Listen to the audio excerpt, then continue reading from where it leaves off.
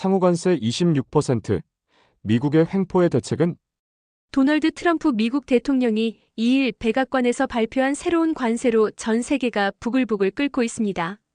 미국은 모든 나라에 적용하는 10% 기본 관세와 나라마다 차등 적용하는 최대 49%의 상호관세를 발표했는데, 한국은 상호관세 26%로 중국 34%보다는 낮지만 일본 24%보다는 높습니다.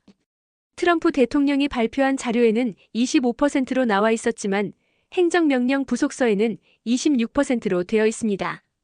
백악관은 행정명령 부속서가 기준이라고 발표했습니다. 이에 따라 앞으로 미국으로 수출하는 모든 한국산 제품에 26% 관세가 붙게 되었습니다. 한국의 대미 수출액이 급감할 것으로 예상되는데, 연구기관에 따라서는 대미 수출액이 40%나 줄어들 것으로 보았습니다.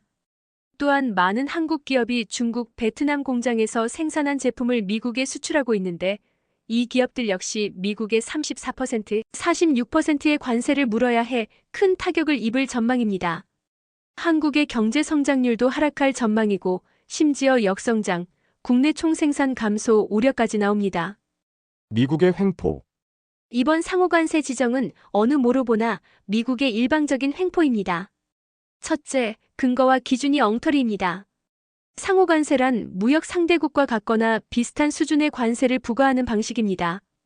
미국이 제시한 자료를 보면 한국이 미국산 제품에 50% 관세를 부과하므로 미국도 한국산 제품에 26% 관세를 부과한다고 하였습니다.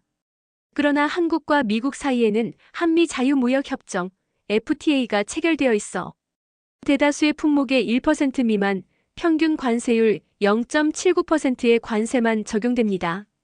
미국은 아무런 근거도 없이 한국이 50% 관세를 매긴다고 규정하고는 26% 고율 관세를 부과한 것입니다. 한국뿐 아니라 다수의 나라가 엉터리 정보를 근거로 관세 폭탄을 맞았습니다. 둘째, 대미 흑자국을 상대로 징벌적 관세를 매겼습니다. 상호관세의 진짜 기준은 대미 흑자 규모라는 게 정설입니다. 현재 대미 무역 흑자국을 규모 순으로 보면 중국, 멕시코, 베트남, 아일랜드, 독일, 대만, 일본, 한국, 캐나다, 인도 등입니다. 이 나라들이 대부분 이번에 관세 폭탄을 맞았습니다.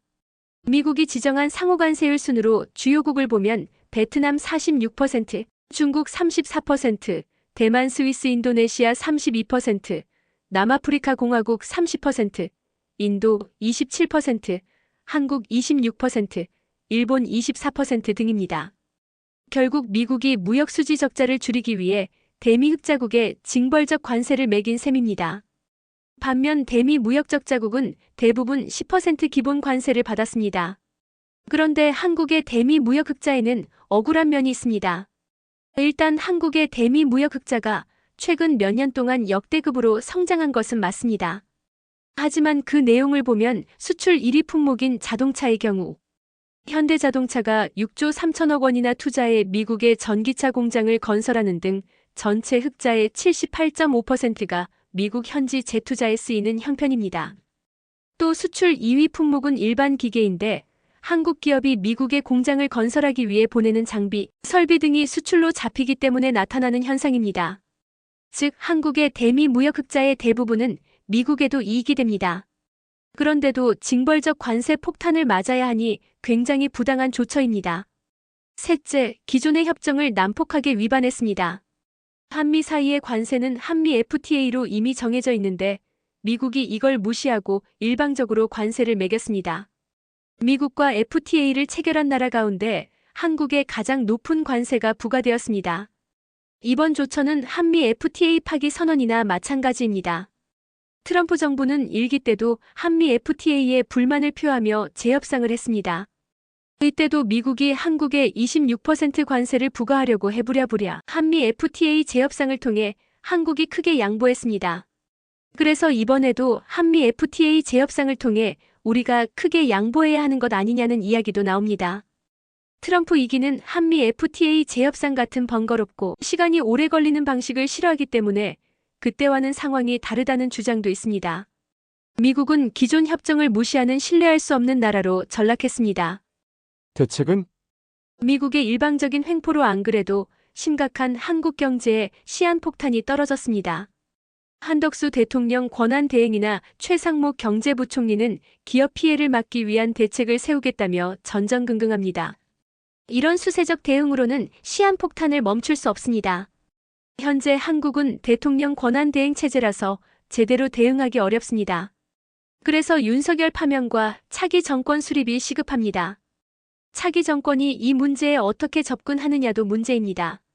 여러 국내 전문가는 예상보다 관세가 높게 매겨졌다며 대미흑자 폭을 줄이겠다고 약속해야 관세를 낮출 수 있다고 주장했습니다. 세금을 피하고자 돈을 적게 벌자는 황당한 주장입니다. 또 미국산 소고기 수입 원령 제한을 해제하자거나 대미 투자를 늘리자는 등 미국이 원하는 걸 들어주면 관세를 낮출 수 있다는 주장이 대부분입니다. 어떤 전문가는 미국이 강력한 미국 우선주의를 내세웠기에 맞대응하면 큰 보복을 당할 수 있다고 경고하고, 또 한국은 외교 군사안보 분야에서 미국에 매여 있는 몸이라 통상 분야에서 손해는 어쩔 수 없다고 체념하는 이도 있습니다. 국내 전문가들의 주장을 거칠게 표현하자면 미국에 무릎 꿇고 고개를 조아리자는 식입니다. 최근 현대자동차가 향후 4년간 미국에 210억 달러, 약 31조 원 규모의 추가 투자 계획을 발표했습니다. 미국이 바라는 건 높은 관세가 아니라 바로 이것입니다.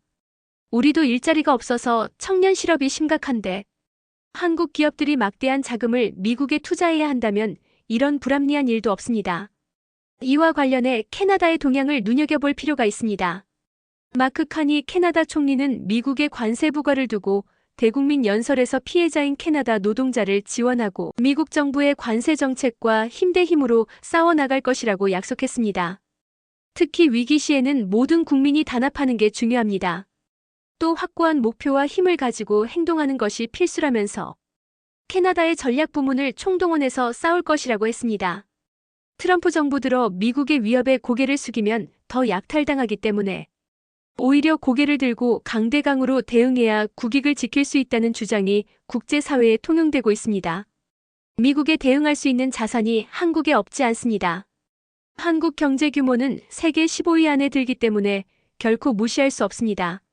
미국 중심의 일극 체제에서 다극화 체제로 넘어가는 국제 질서를 활용하면 얼마든지 미국이 던진 시한폭탄을 멈출 수 있고 오히려 위기를 기회로 전환할 수 있을 것입니다.